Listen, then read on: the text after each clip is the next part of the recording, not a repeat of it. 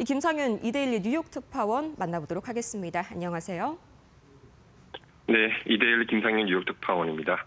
네, 밤사이에 뉴욕 증시가 역시나 하루 만에 다시 반등에 성공을 했습니다.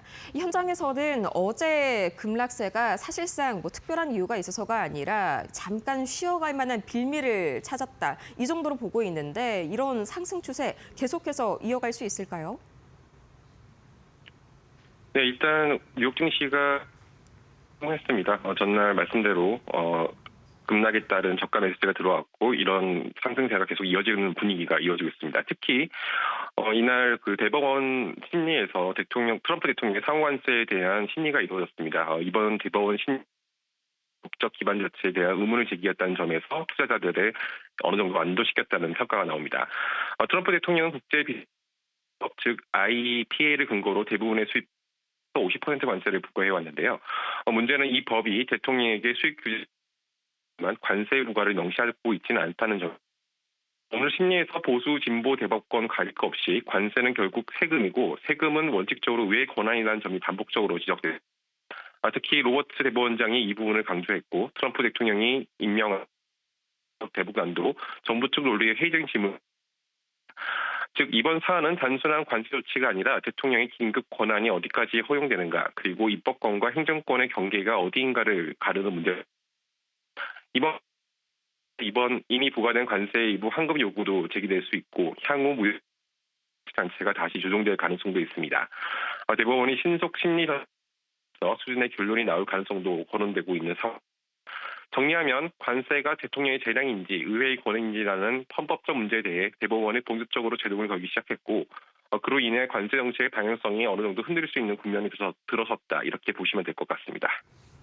네, 계속해서 이 트럼프 대통령의 상호 관세에 대해서 다시 한번 이 대법원 쪽에서 이제 제동을 걸고 있는 그런 상황인데 사실상 이제 관세가 완전히 철폐가 된다고 한들 이게 시장에 과연 긍정적인 영향을 미칠지 의문입니다. 만약에 이게 진행이 되지 않는다면 트럼프 대통령이 그간 실시했었던 OBBBA 이런 정책들이 전부 다 마비되는 것 아닐까요? 네, 그렇습니다. 시장은 이번 상황을 여러 방향으로 해석하고 있습니다. 핵심은 결과가 어떻게 나오든 파급 효과가 광범위할 수 있다는 점인데요. 우선 대법원 심리 직후에는 오히려 증시가 소폭 반등했습니다. 대법관들이 관세의 합법성에 회의적인 입장을 보였다는 점이 시장에서는 관세 부담이 줄어들 수 있다는 기대감으로 일부 작용한 것입니다. 관세가 완화되면 기업 비용과 소비자 물가 압력 모두 낮아질 수 있기 때문이죠.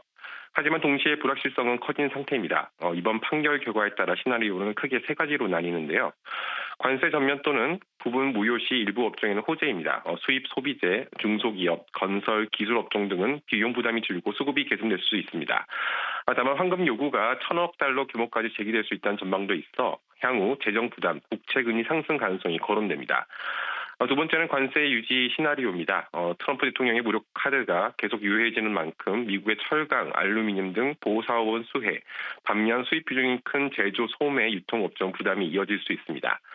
마지막으로는 특정 국가나 특정 품목에 한해 관세를 유지하는 방안입니다. 시장에서는 이 가능성이 가장 높다고 보고 있는데요. 또 하나 중요한 점은 지금은 AI 관련주 고평가 논란과 금리 인하 기대가 공존하는 민감한 시기라는 점입니다. 관세 이슈가 길어지면 정책 불확실성이 다시 자산 가격 변동성을 이을 수 있다는 우려가 나오고 있습니다. 따라서 지금은 시장은 환호도 아니고 공포도 아닌 명확한 결론이 나오기 전까지 숨고르기 모드라고 보시면 될 것 같습니다. 네, 이런 분위기 속에서 오늘 나왔었던 이 매크로 지표들은 상당히 또 좋은 움직임들이 나타났었죠. 우선은 서비스업 지표도 굉장히 좋았고요. 또 고용 지표가 ADP 민간 고용이긴 하지만 상당히 예상치를 뛰어넘었습니다. 그런데 이게 또 고용 같은 경우에는 너무 잘 나오더라도 좀 금리 인하 기대감을 꺾을 수 있지 않나 하는 그런 걱정이 저는 들었는데 시장에서는 일단은 긍정적으로 해석하는 그런 분위기인 것 같네요. 네, 그렇습니다. 우선 민간 고용부터 보면요. ADP 자료에서 10월 민간 부분 고용이 4만 2천 명 증가로 돌아섰습니다. 두 달 연속 감소 흐름이 멈추고 노동시장이 다시 균형을 찾아가는 단계로 보입니다. 다만 올해 초와 비교하면 채용 속도는 완만하고 기업들이 인력 운용을 점점 더 효율적으로 가져가고 있다는 해석이 나옵니다. 특히 대기업 쪽에서 고용이 늘고 소규모 영세 사업체에서는 고용 감소가 이어진 점은 경기 둔화의 부담이 경제 전반보다 취약한 계층보다부터 영향을 받고 있다는 것을 보여줍니다. 서비스업 지표도 확장 국면이 또렷합니다. 10월 ISM 서비스업 지수가 52.4, 신규 주문이 56.2까지 뛰면서 수요 측에서 힘이 살아난 모습입니다. 비즈니스 활동도 개선되고 있고요. 다만 여기에는 물가 압력이란 단서가 붙습니다. 같은 조사에서 지불 가격 지수가 70으로 급등했는데 기업들이 수익 관세를 가격 인상의 요인으로 지목하고 있다는 점이 중요합니다. 즉 경기는 튼튼한데 비용 압력이 여전히 높은 상태, 이 두 가지가 동시에 나타나고 있는 국면입니다.